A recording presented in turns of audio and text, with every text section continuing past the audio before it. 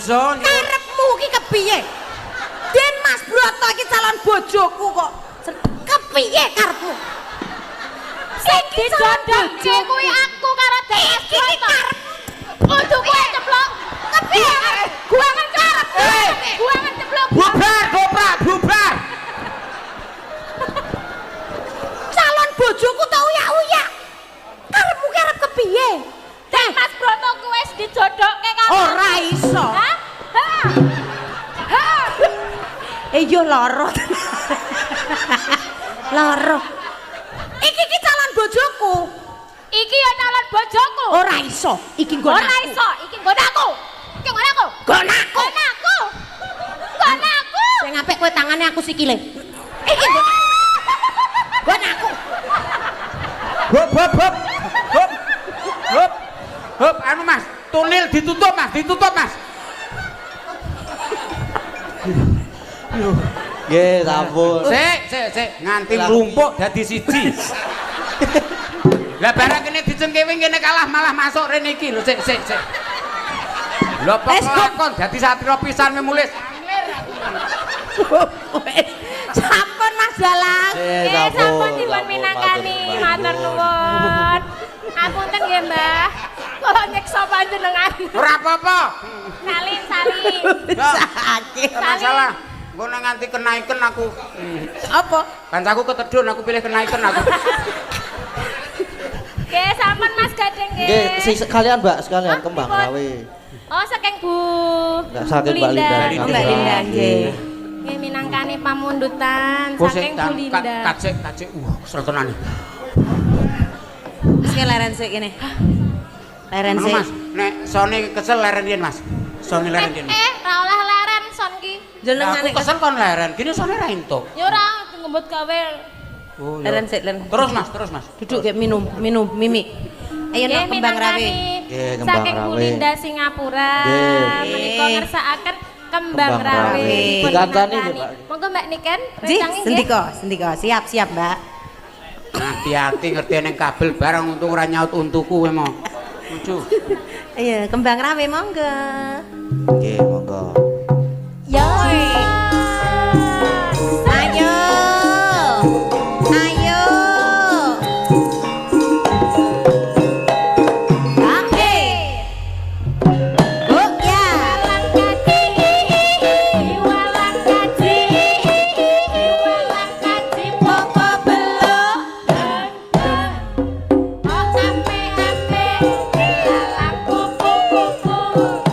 Siap makan nasi kalau malam minum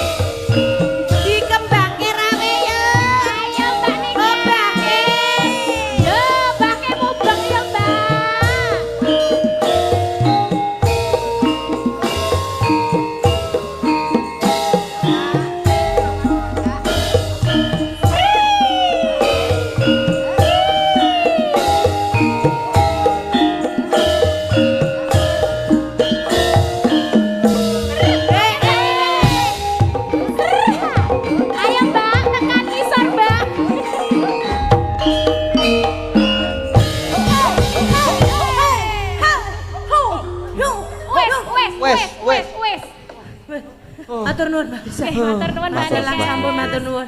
Matur nuwun nggih Bu Linda sampun dipun pinangkani. Singapura sampun. Sampun. Bu Linda. Pun. Sampun Bu Linda. Pun aku sesuk tak kucing pura weh. Singapura abot banget.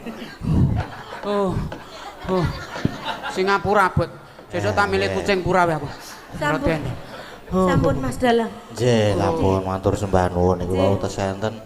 Saking Pak Paijo wau napa? Pak Paijo wau. Ijo wau Podang kuning. Podang kuning. Podang kuning. Podang kuning. Podang kuning. Tesenten napa wau? Gelo Lho, Nyidam Sari, Nidam. terus Napa meneh? ngimpi Ngimpi. Ngimpi mangke karo lagu manut Pak Dalang. Nggih. Monggo. Arak pleci kuning apa kuwi, Kak? Wes enak. Selet-selet. Aku mulon joget tim aku gur mundur terus ora tau maju aku. Lah mergane ngopo? Aku maju ping 3 ora dianggep kayak mundur bablas. Iya. Senare kok curhat. Yo biasa. Nek kono maju sing kiper sapa? Ngono ku bal-balan niki lak lagu. Sesuk nek job medun neh sing Ya, hadroh kowe bos. Podang kuning. Podang kuning sapa ya? Podang kuning Mbak Saras karo tante wetane kuwi. Tante sih. Tante Umi. Oh, alah ya. Oh, tante. Oke, tante. Saya ngene lho, Pak. Men ketok aku men ketok enom iki nek nyeluk aku tante. Tante. Ki tante kayak ki tanco. Kayak ki plase dadi kayak tanco plas. Nggih, mau Mbak disebut Saras kali Mbak Mbak Saras Umi. kali. Yo.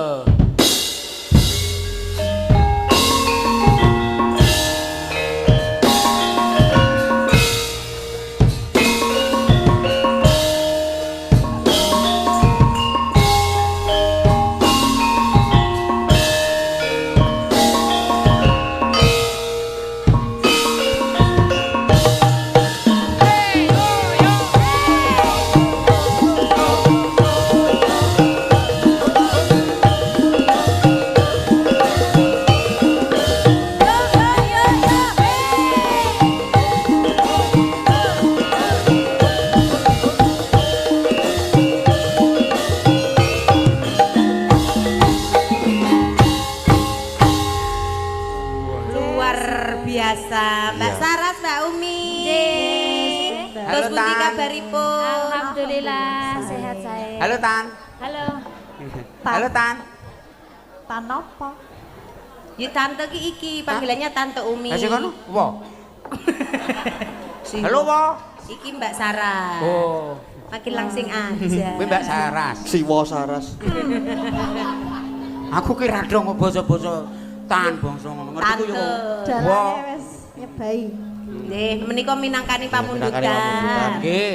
Sehat Pak Dalang, Mas Dalang. Alhamdulillah sehat nih, sehat. Alhamdulillah sehat. Sehat. Sehat. Sehat. Oke. Berbene gua nang wong tekon tak jawab jan. Sehat. Rak rawuh takon sampean. Lah wingi aku ditekoni ra krungu kono ngresula. Mumpung ora nang wong tekon tak jawab. Sehat, sehat. Ora Sorot sing tutune sing nakoni tekon. jenengan. Oh, mutungan lho. Ora mutungan aku kuwi. Iya, Kuat atiku kuwi. Iki mutung kok. Ngono. Monggo. Nggih. Tan. Nggih, mboten sabowo, mboten sabowo langsung. Oh, langsung. Oh, langsung. Langsung Nggih. podang kuning. Nggih. Podang kuning. Monggo.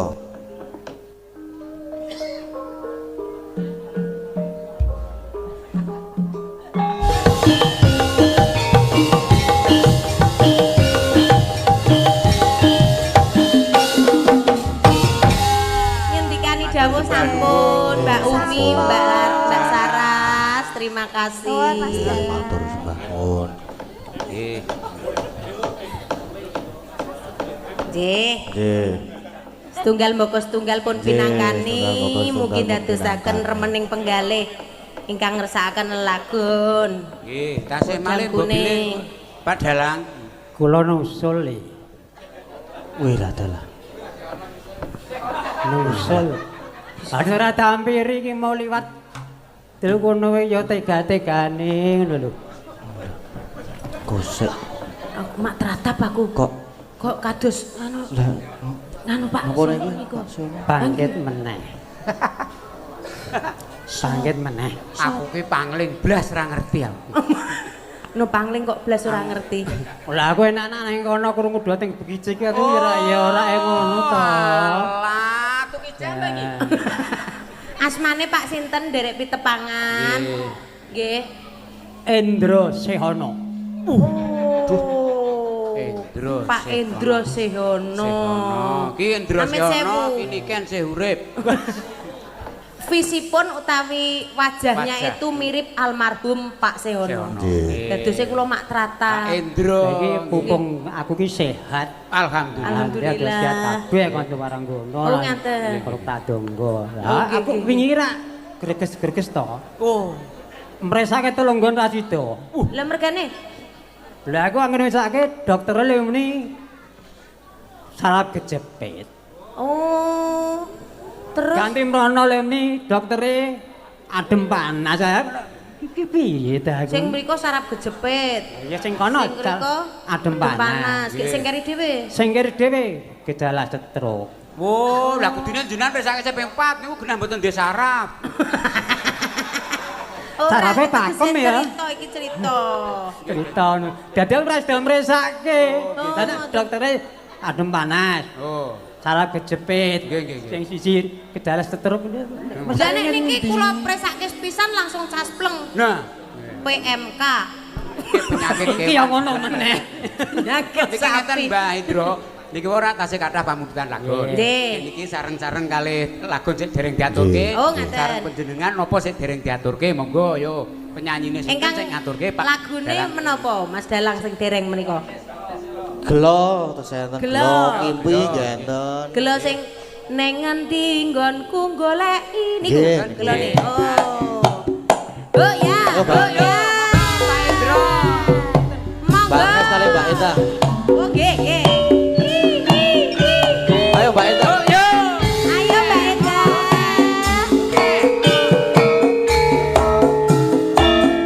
Ayo Dek Agnes. Ayo ayo ayo.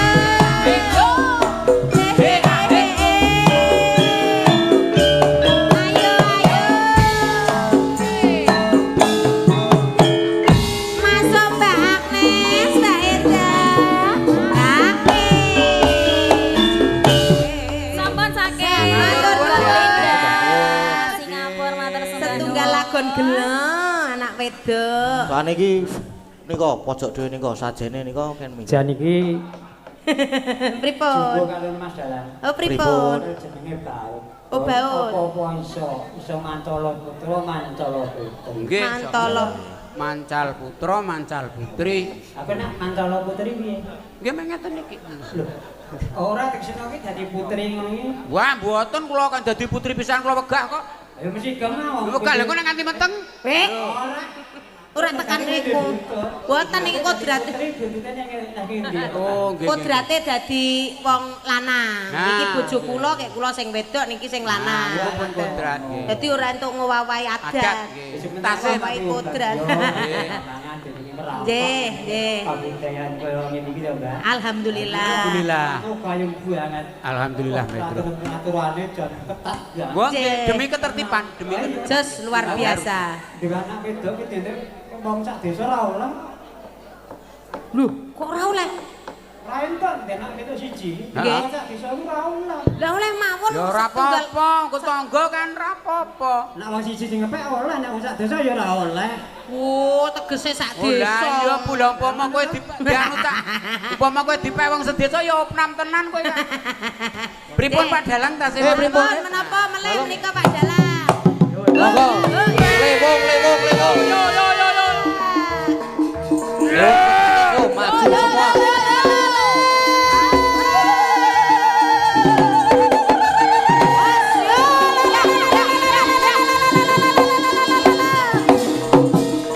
Ayo maju, ayo maju, ayo maju.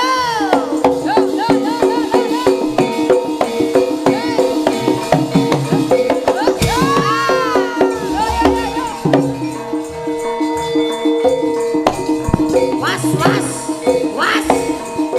Saka watu bali ning watu. Saka kayu bali ning kayu. Tunggal guru aja ganggu. Tunggal kanca aja beda. Setan ora doyan. Demit ora dulit. Hup, hup. Ayo tinggo dolan. Semangat. Ayo dadi langsung mengguru.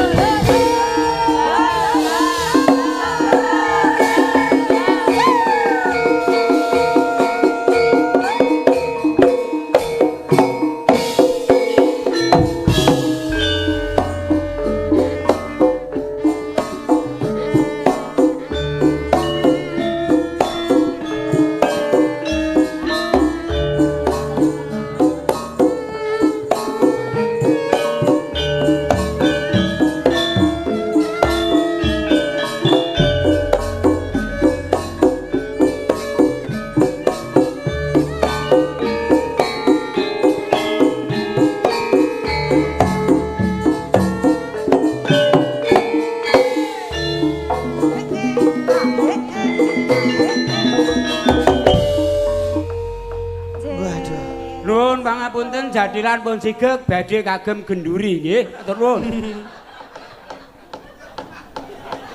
Nggih matur sembah nuwun. Wau ninggal katresnan. Sampun. Aduh. Mas Dalang niki pun telepindu. Nggih, tele. Alias tele. Oh, nggih. Sedaya pun pinangkani niki wau Pak Paijo. Podhangku ning kagem Mas Dalang mawon. Tinggi sangu. Matur nuwun. Wis Pak Yu. Ha niki nggih mriksake niku mawon. Sinten? Nggih mresake sinten? Lah tambani. Lah kok langsung sehat ki piye?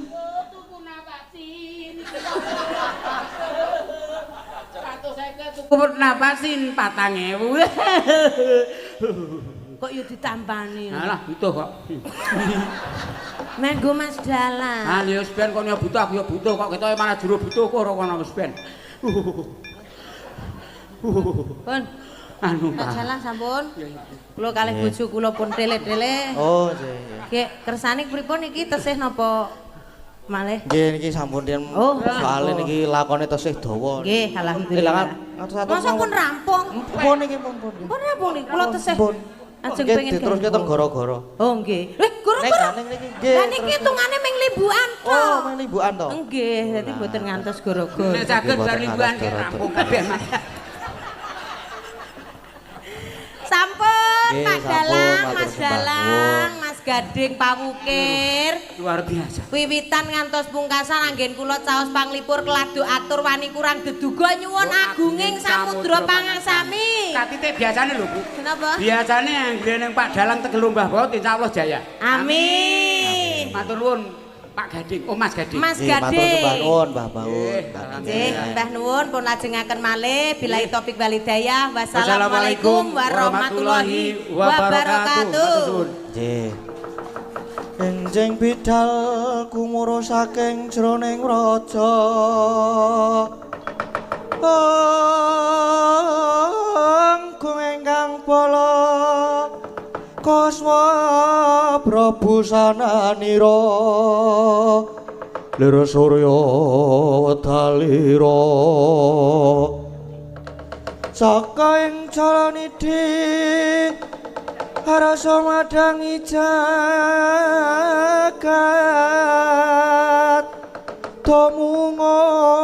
munga paning sapuca ing ukir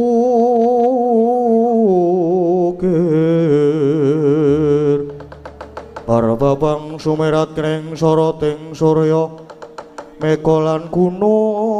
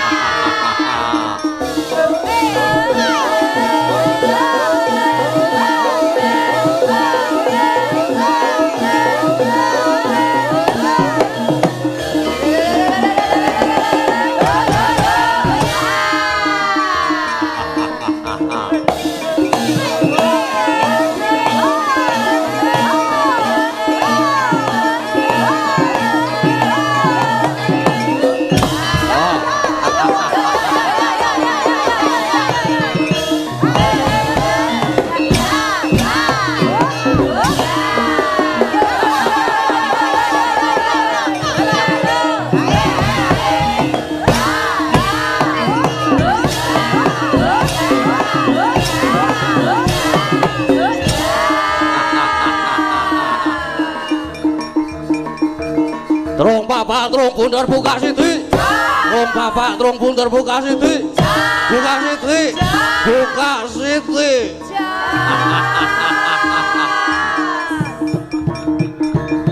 Wis kaya Mbah Bau durung. Wis kaya Mbah Bau durung aku.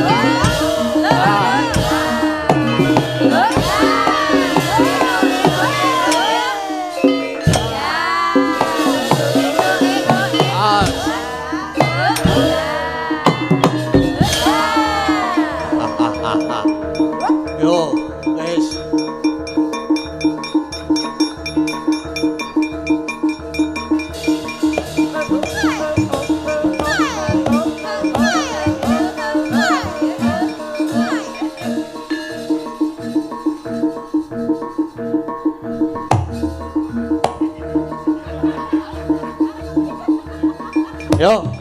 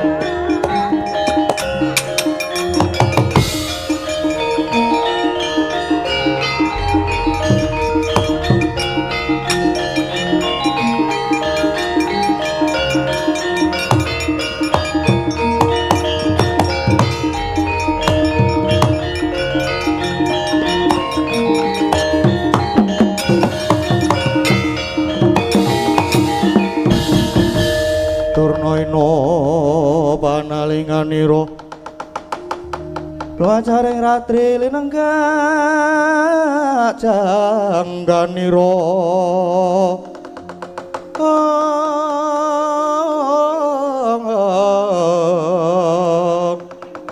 Diring sang tresna jumena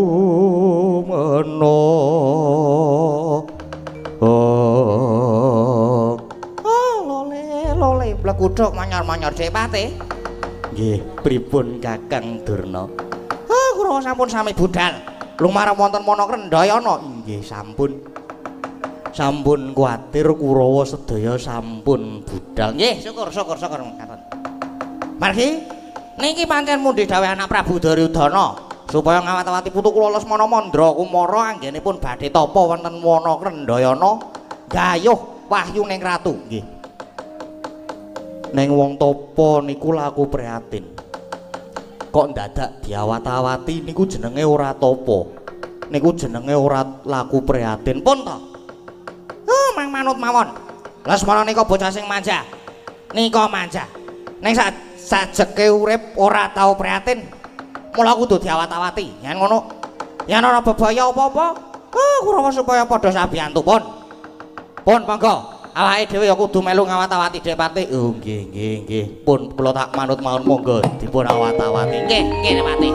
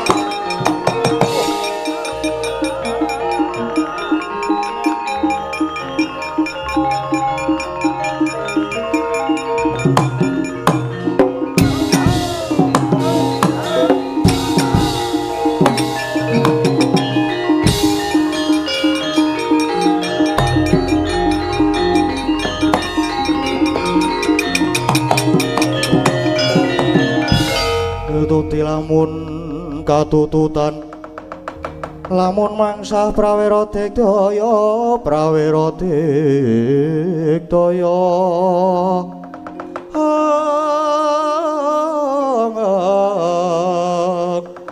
nanggono ngagawe kelol ira wang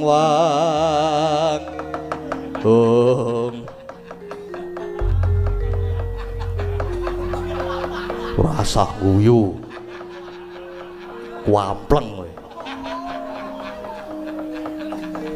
Ngopo lali cakepane? Hooh. Surapopo. Iya, Surapopo. Walah dalah. Lagi wae mlebone Walas Krendayana. Mentang kowe ganti wong adeg kaya ndha. Siagi yo. Dasar kepara nyoto Kartomarma. Wah, keparat. Nungkak kromo jangkar kowe apa-apamu. Kowe mesti nganti wadya bolos gelar sepapan ora urung mesti mung bakal mbebudhek banyu bening. Wah, gedhe sujanamu. Ayo minggira. Kowe aja ngalang-alangi. Ngerti yo? Aku lan Kurawa bakal ngawat-awati anakku Lesmana Mandra Kumara nggone tapa ning Alas Krendayana kene. Bali yo. Ora gelem bali tak babati wadya balamu. Ngerti yo? Aku ning ngene uga ngawat-awati angger sombong nggone topo. Wah, nunggal karep. Mula wae kowe sumingkira, ngalao. Gelem sumingkir yen wis entek budine setiaki babu arep ngopo. Ora minggat saka ngarep aku tebak dadamu kene marganing patimu Singalena Prapteng alis Kartomarma.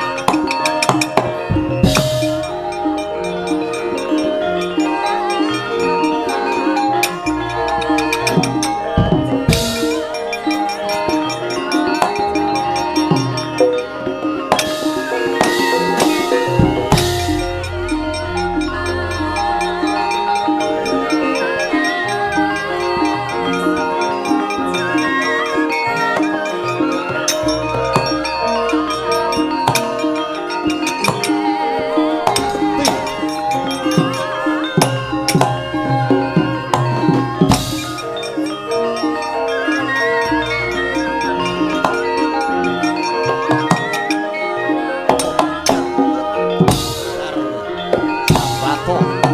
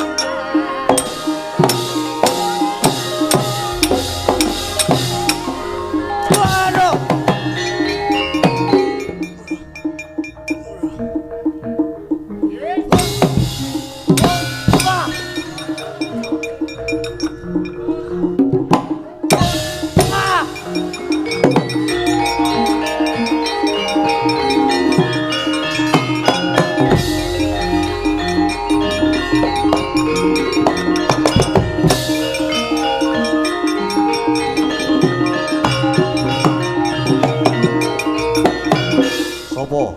Surtayu iki Udawa.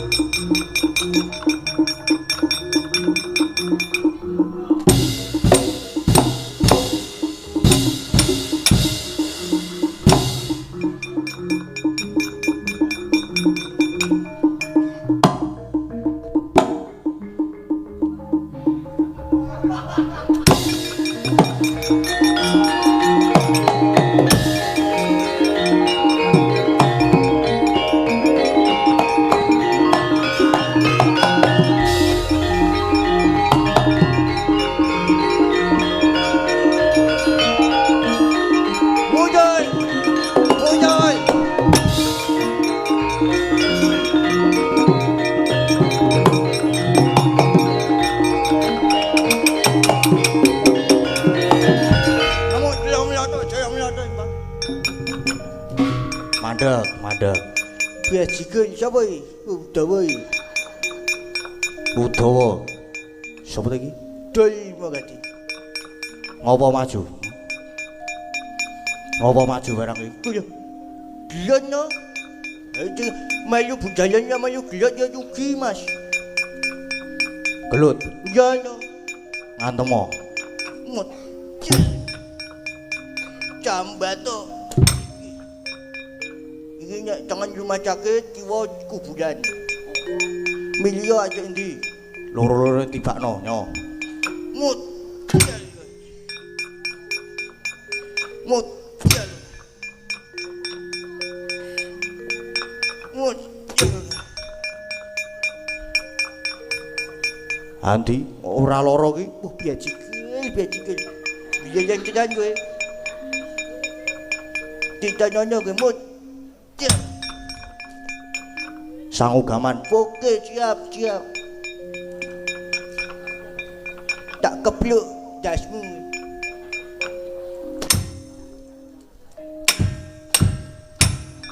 Golek liyane, biajike ampun yen kowe. Tak bejo cengelmu. Yo cengel. Golek liyane.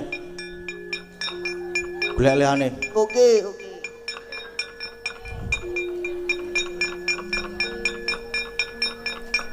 Tak percaya kowe.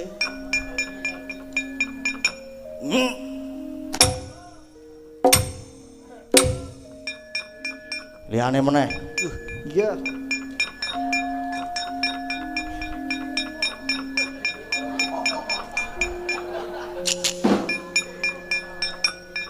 Cengolo iso ngampet iki kowe. Tembus dadane. Tamakno. Pas gini iki tor kowe tembus karo kae. Mojal kowe.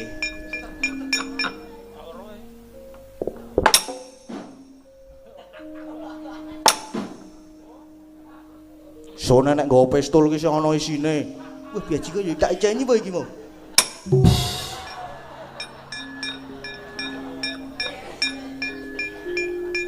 Ayo Kurawa sing durung maju. Sapa meneh? Pak E. Ya, ya cok, ora sok ngantemi kaya ngono kuwi ya. Karo maratuwane iki sing apik. Ora kaya ngono kuwi. Kae ya sedulur-sedulurmu ora sudi. Senengane kowe iki.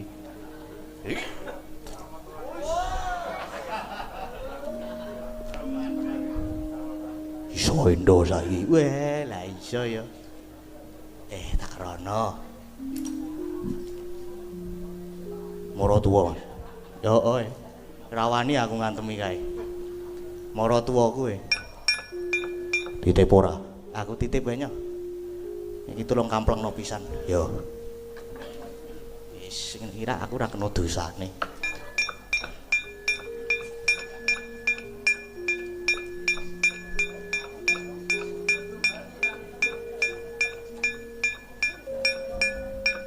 Ngapunten nggih Pak Bolot.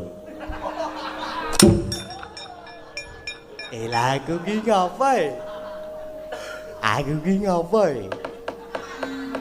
Aku ki ra kleru apa-apa kok. Mundur wae. Kurawa sing durung maju sapa kon tekan kene. Wis entek kok. Yo ta mundur yo. Beres.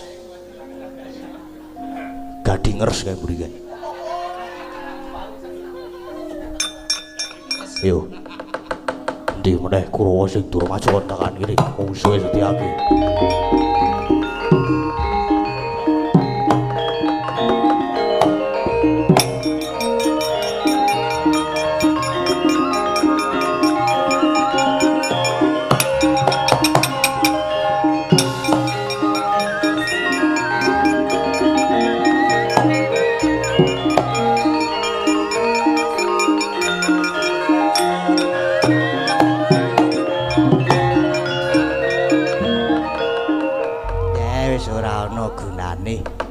Maju ya musuh Setyaki ya kalah. Arep mundur kok ketoke ora entuk gawe. Ya wis ora apa-apa mengko tak matur Kakang Durna Kurawa ayo do mundur. Do mundur kabeh kae genderane do digulungi. Do mundur mengko aku tak matur karo Kakang Durna kepiye.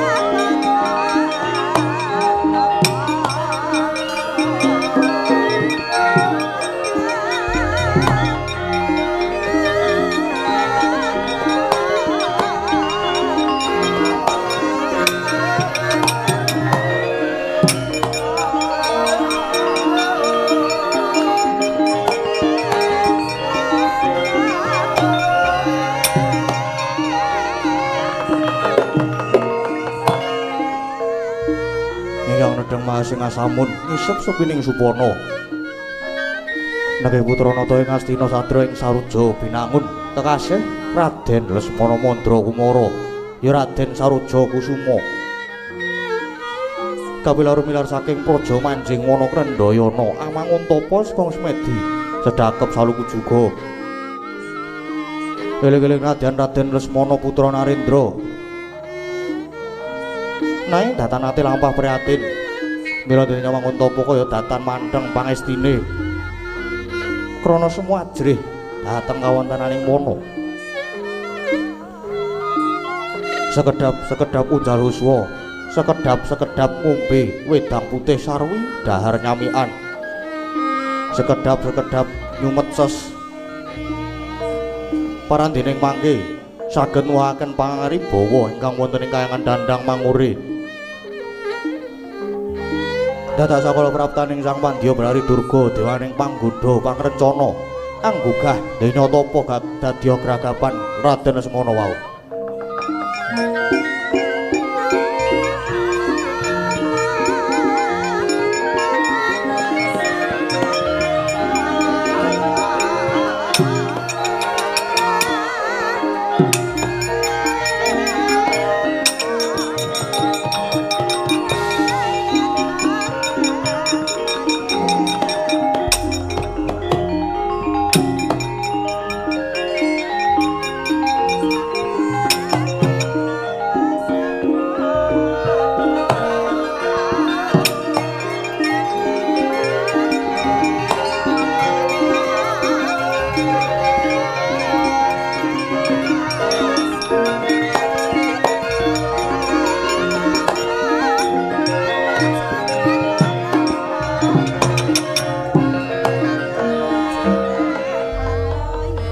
Langing driya mangu-angungkung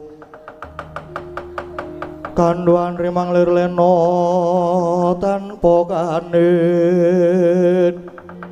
yen tan tulus mangku diahu tomo Bat nganti gawe gagareng kayanganku dandang mangure jebul ana titah ingkang tampa ana krendha ya ana kene ora pangling iki ayah ulun Asmana Mandra Kumara kowe iki nang ngalas kok eneng cewek ana wong wadon nek rupane kaya bulan boten ngertos kok yen ngaten bekti kula konjuk Eyang Betari ya tak tampa Lesmana banjur ora wigati apa dene jeneng kita tampa alas kene Eyang Betari gandeng kula niki anak ratu kula sesuk bakal dijunjung gumanti ratu ing Astina nanging kula kedah tapa riyen kula kedah kadunungan wahyuning ratu mula nek sampean pancen dewa sing ampuh kula mangtulungi Eyang lah iya ya Lesmana sejatine ulun wis presa apa kang mbok gayo kuwi aja semelang ulun bakal minangkani gayoke wahyuning keprabon nang iki ana syarate apa sekirane kowe sagol Lesmana wonten srananipun lah srananipun menika menapa Eyang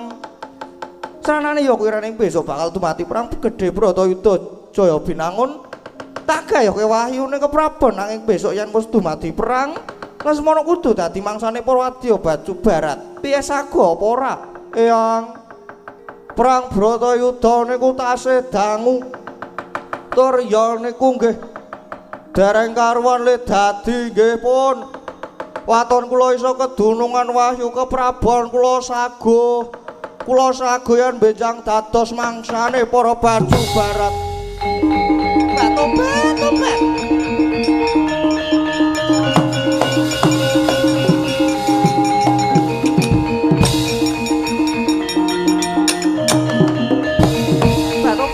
lae Lesmana sumamu disekseni jagat sak isine yen pancen mengkono tunggunen sawetara tak munggah ning kayangan Suralaya tak gayoke wahyune ing keprabon inggih matur sembah nuwun Eyang Betari asih oleh wahyu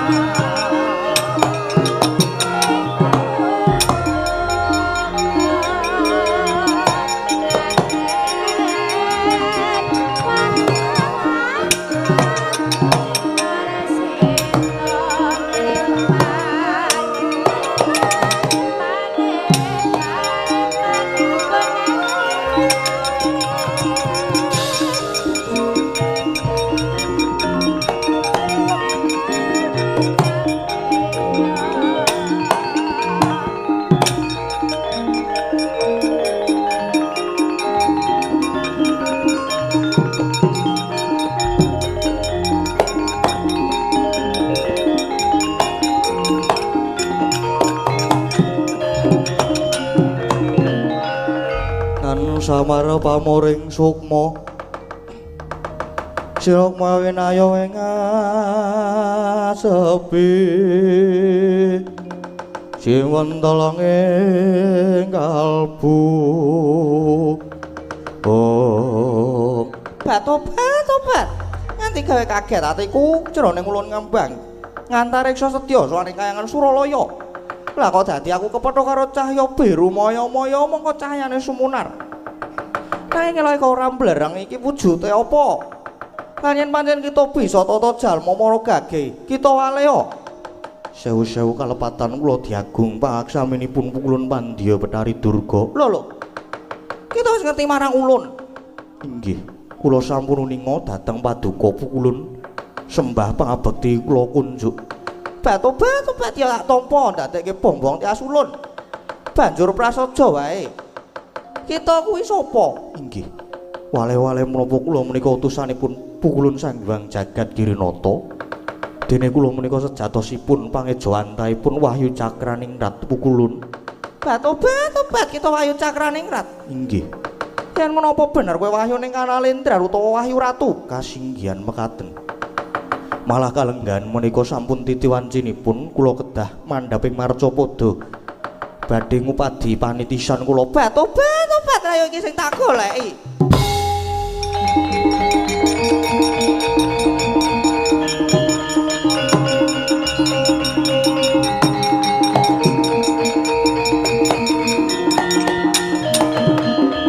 Batu-batu pasang Yogya katujuh inu. Cakraningrat. Kanthi tarewangi aku bakal sowan ing kayangan sejatine aku mung bakal nyuwun Wahyu Cakraningrat.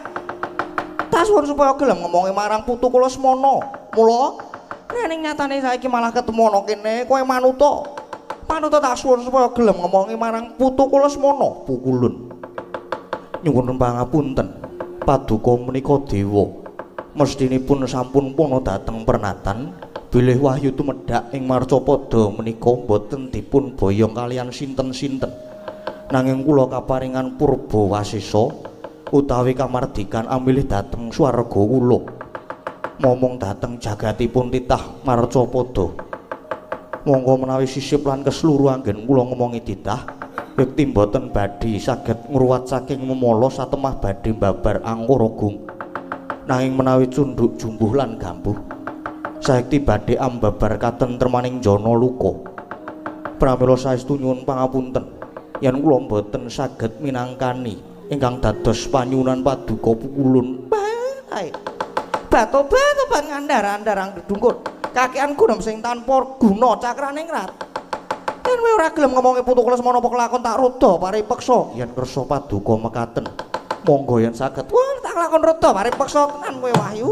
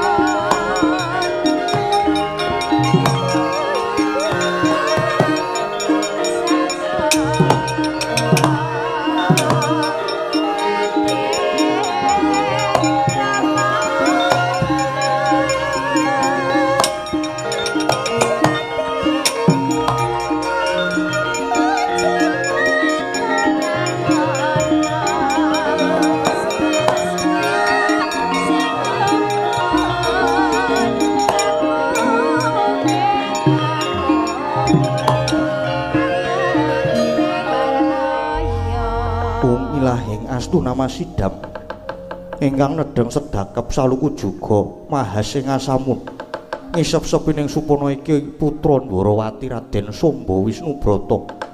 Raden, yen ulun wis padhake nggon kita semedi katon melengcup tamu muhung angesti marang apa kang kita gayuh. Kang mengkono kaya prayoga banget lamun ulun nedya nadi marang jeneng kita. Ulun nedya njajal ngomongi marang jagat kita, nanging lamun kita wis kadunungan marang ulun, banjur watak kita malah anggunggung diri umuk sesongaran ngegungake dupeh dadi putra Nalindra Binathara. Seneng ngendak gunaning liyan kang sarta ngendelake marang kabeh kabisan kita. Ulun bakal uwal saka jagat kita. Kang mengkono bakal ulun todi. Ulun nedya mapanana jagat kita nanging eling-elingan kabeh pitungkas ulun ya ger samba.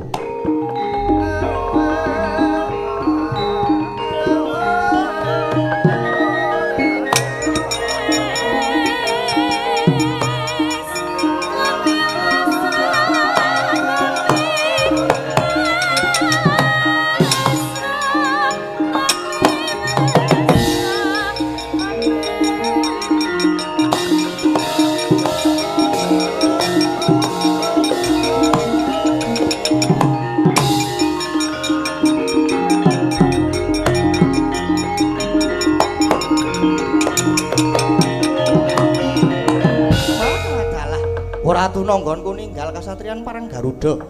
Nglakoni apa tapa ana kene? Lah kok jebul lamat-lamat krungu swara kang dumele ana ing Karna. Bareng aku yen to iki mau wujuding Wahyu Cakrane Ngar. Nanging wis manjing ana anggaku temah jugar nggonku tapa wae ladalah. Yang ngono wis kasembadan sing dadi sedyaku nggonku kepengin kadongan wahyuning ratu. Nah iki bakal pinardawa kamulyane Samba tedhak turasku besok uga bakal dadi ratu ana ing Nuswa Jawa. Bakal saya moncer, bakal hanjaying bawana uripe Samba. Dasar aku saiki wis kadongan wahyuning ratu, mesti wae aku uga kasinuhan kadigdayan linuwih. Dasare aku ya bagus. Sapa wae mulat karo Samba mesti bakal padha lirip. Wah. Iki mengko yen aku bali ana Ndwarawati mesti bakal padha disubya-subya. Samba wis kadunungan wahyu. Bakal kajen aku bakal kondang Kajana Priya.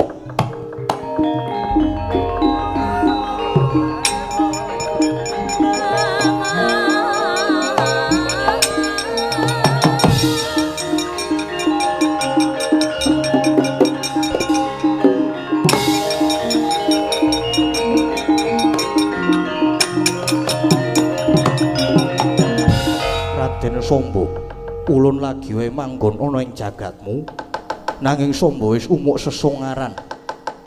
Pratandha Samba ora kuat kadunungan Wahyu Cakraning Rat ulun.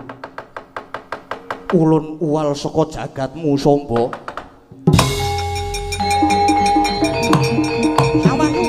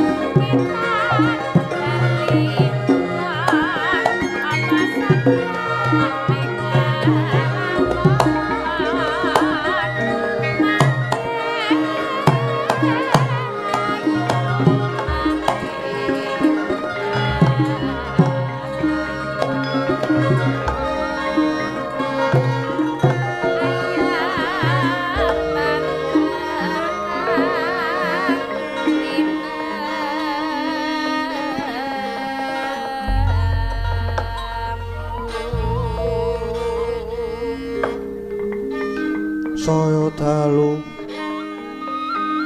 arah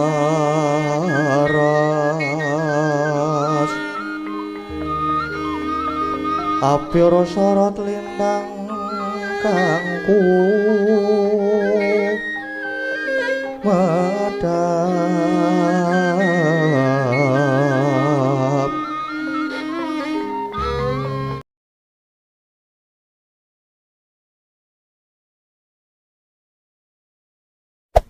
Hey there. Subscribe to my channel. And also press this bell icon.